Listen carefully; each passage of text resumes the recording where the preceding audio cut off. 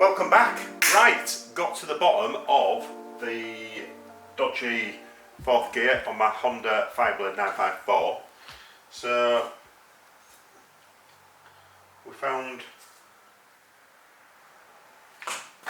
a knackered right hand shifter fork. You can see that, it's absolutely burnt out. It's got some scoring on the other side as well actually. Well, it's scored quite a lot, so that's overheating, but yeah, there's a real deep groove on that. Also found, might not pick up the camera, but we'll have a go. Tiny bit of tooth, not my tooth, bit of tooth. That was actually in the sump part, in a bit of oil, in a little puddle of oil. So that's broke off something. So I've had a look at these gears and I can't see where that piece has come off. So anyway, that's going to get cleaned up and put into a bed of oil just for a rainy day. So I've got some spare gears. I've got the new gearbox installed in the engine. I'll show you this. It's pretty impressive. Never done this before, bear in mind. So there's me gearbox. Never done this before, and I thought I was mad halfway through, but we're getting there. So there's my Fireblade.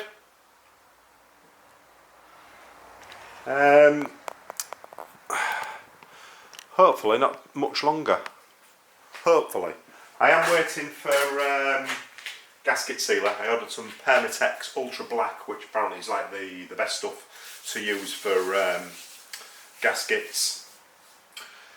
So apart from that, I'm ready to start assembling. So once the Permatex arrives this week, I'll be able to seal that up and start building the engine back up and sticking it back in the bike, and just fingers crossed it works and I'm not left with any random bolts. I have marked everything. I thought it was a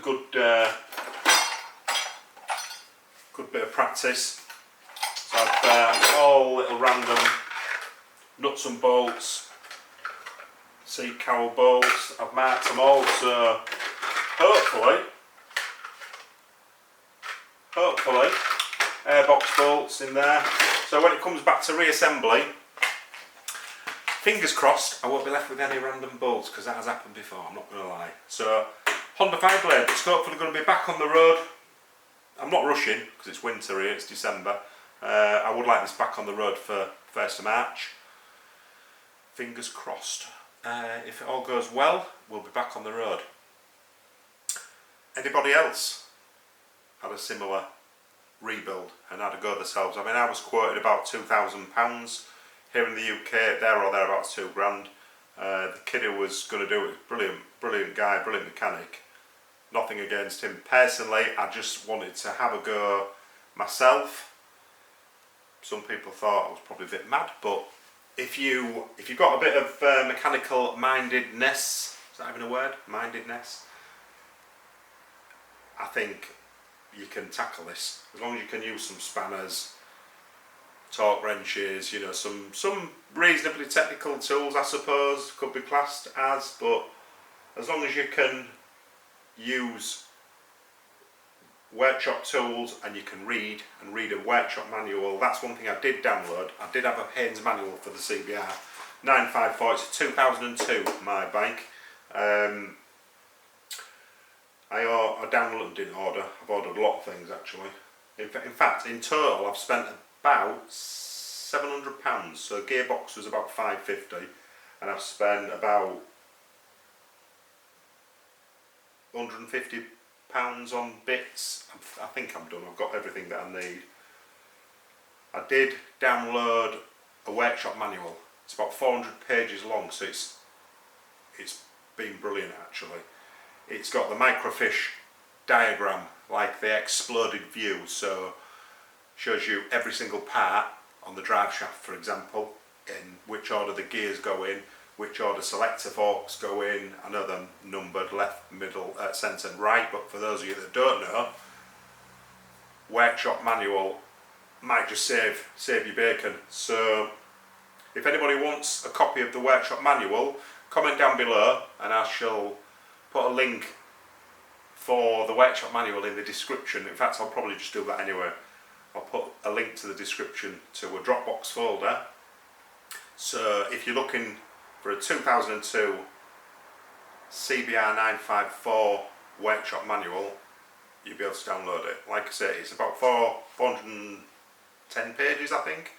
So it's not like reading by any stretch, but everything's in there that you need, even down to things like the mirrors. It tells you the bolts, the washer, what order they all go in, so you sort of can't fail.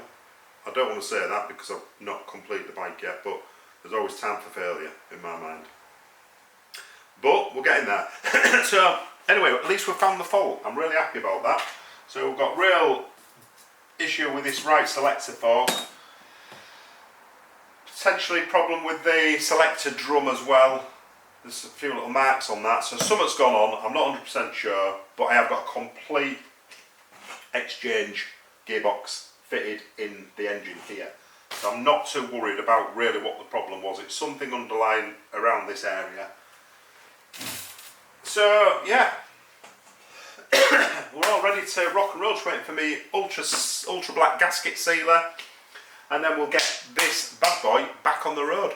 So another video hopefully at the end of this week coming with a bit more progress, and I really am keen to get this bad boy reassembled and back on the road. I'll keep you all posted. Thanks for watching. Give us a like, give us a subscribe. See you on the next one.